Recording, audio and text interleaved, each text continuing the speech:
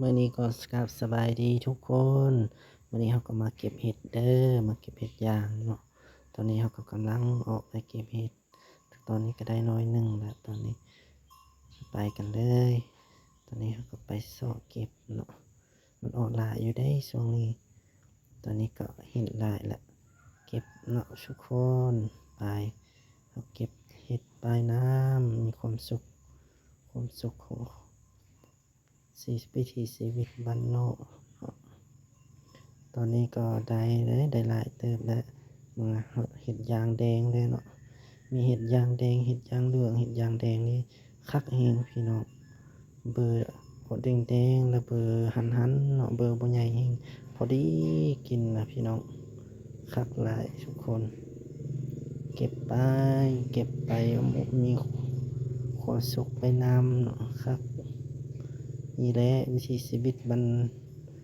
รรนาอยู่ป่าอยู่ดอยเนาะมือก็ดำหมดเลยยางมันถือมือนะทุกคนยางมันถือมือแล้วจะดำเหนียวดำหมดนะบ่เป็นหยังเขาจึงไปล้างออกเนาะตัวนี้โอ้คักแฮงออกหลายเห็ดยางแดงพอดีเก็บนะทุกคนคักหลายช่วงนี้ฝนตกเนาะฝนตกลินแล้วแบบลมพัดนิดนึงมันก็เริ่มออกอีกบ่ออกโดนเลยเห็ดตัวนี้เนาะตัวเ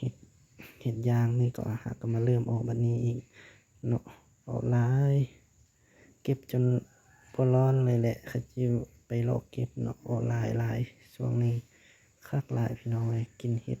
อันนี้เขาเอิ้นเห็ดนวดเนาะอันนี้เนาะอันนี้ก็เอิ้นเห็ดนวดเป็นกินอยู่แต่ว่าตัวนี้มันน้อยเขาบ่เอาถ้าว่ามันใหญ่ครับจะเอาเนาะ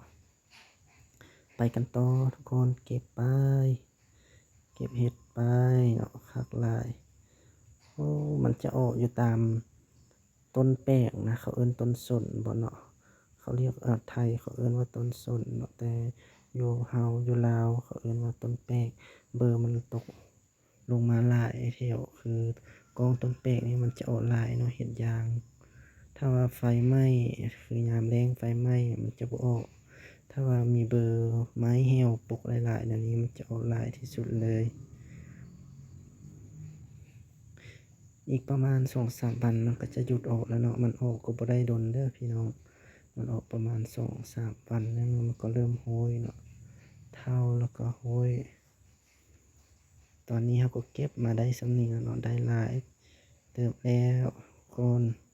เขาก็ค่อยว่าจะเก็บให้มันได้เต็มทุกอย่างนี่ค่อยก็จังสิกลับเรือนเนาะตอนนี้เนาะฝากทุกคนกดติดตามช่องของข้อยเด้อเป็นช่องใหม่ของข้อยเนาะฝากกดไลค์กดแชร์กด Subscribe ให้ข้อยแด้ตอนนี้ข้อยเฮ็ดช่องใหม่แล้วช่องเก่ามันปลิวเนาะถูกแฮ็กไปแล้วตอนนี้ก็มาเริ่มต้นใหม่อีกครั้งเนาะทุกคนฝากกดติดตามข้อยเด้อมื้อนี้เฮ็ดคลิปเก็บเห็ดเนาะตอนนี้ข้อยก็จะเอาไปเสาะเก็บต่อแล้วให้ได้มันเต็มทุกอย่างข้อยก็จังสิกลับเรือนขอขอบใจเด้อทุกคนที่เข้ามากดติดตามรับชม